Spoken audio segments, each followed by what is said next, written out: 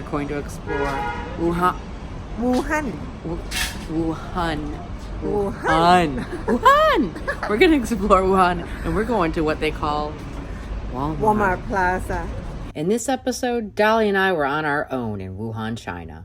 No Mr. Bond to guide or drive us around, no translator to speak for us, no clue what kind of mess we were going to find ourselves in. It was an adventure day.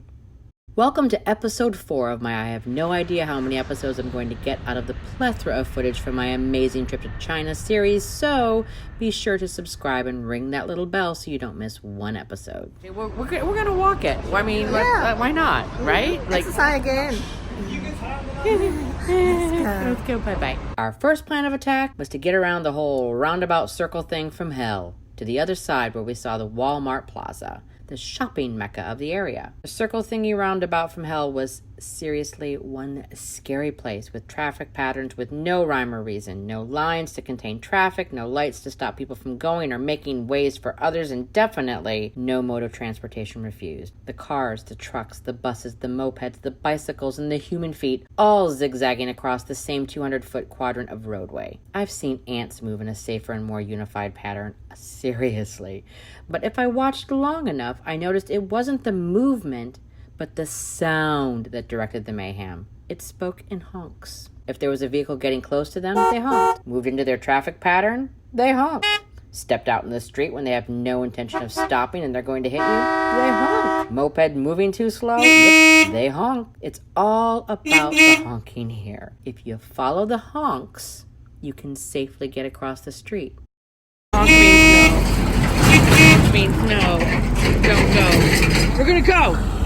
We're gonna go. We're gonna go.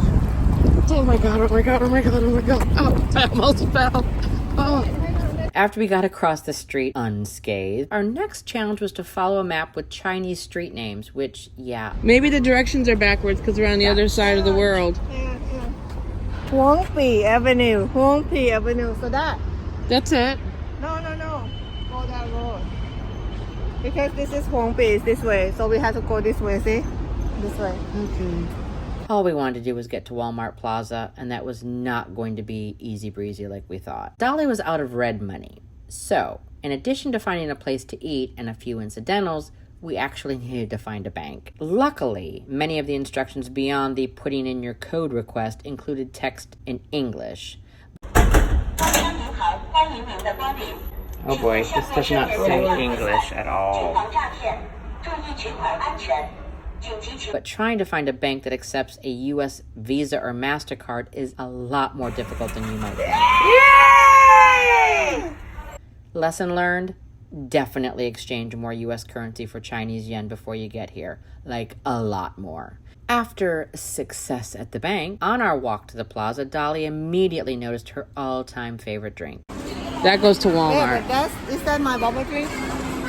Trying to order a basic kid's drink because, come to find out, that's actually what it is, a kid's drink with tapioca balls in the bottom of it. Okay, I'm gonna get, we don't know what it is, but I'm gonna get number 5. Yeah, it's a lot more difficult to do when you don't speak Chinese. That saying, it takes a village. Yeah, it took a village to order 2 basic drinks. I shout out to the girls behind the counter and all the locals that helped Dolly fulfill her craving for bubble drink. Finally, we got bubble drink. This really is quite genius.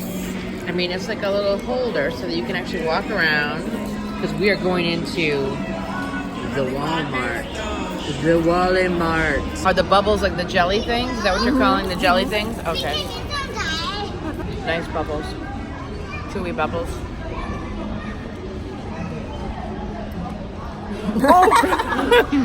Okay. See that? Bubbles. That's a bubble. Bubbles. This is a bubble. Bubbles. Mine is iced coffee. She's a tea.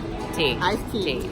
We came here looking for deodorant for me and diapers for the dogs. But the moment I walked into the plaza, I was mesmerized by the immense shopping opportunities. Dolly had been complaining since we landed about me shoving my passport in my bra, telling me just how unsafe that was. Well, yeah, the entire wall of knockoff purses and wallets became my new focus. I was on a search to find one that would fit my passport. The options seemed to honestly never end, and for the first time in my entire life, I was completely overwhelmed with the simple purchase of a purse. Here's what I got. Cute, right?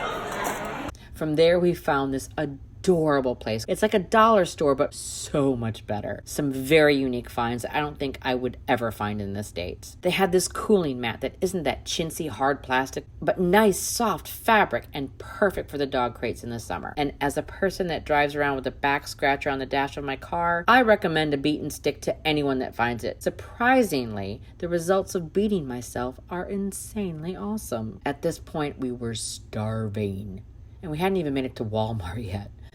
Dolly had this grandiose idea to get hibachi. I suppose, without the help and guidance of Mr. Bond, that this was probably the safest way to order food when you don't speak the local language, but leave it to Dolly and I to mess that up too, I swear. At first, we tried to use the translator app and scan the menu. Yeah, that didn't work.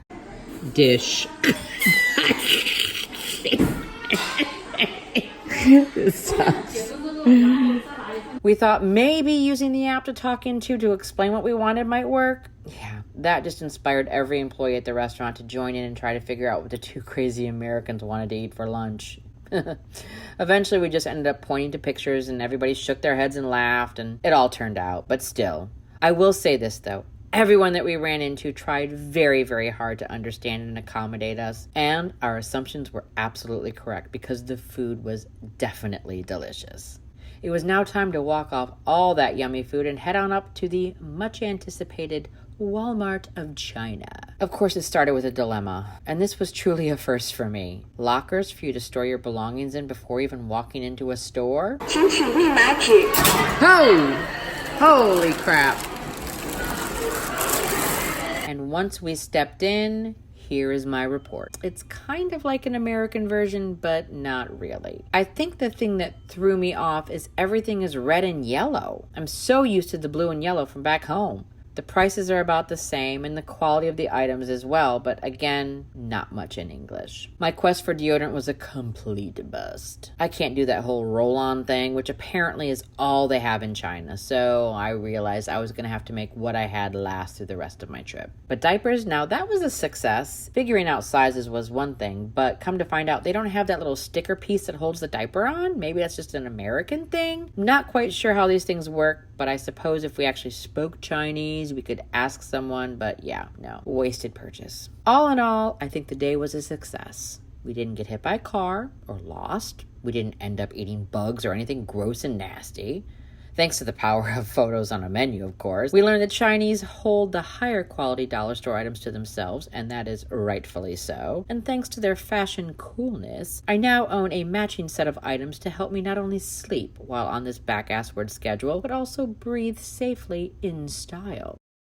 In our next episode, Dolly and I, along with Mr. Aban and his band of merry men and women, make the 10-hour trek from Wuhan to Shanghai, China. We're going to be traveling as locals, experiencing the countryside and amazing sights and bathroom experiences. So we have to bring our own toilet paper.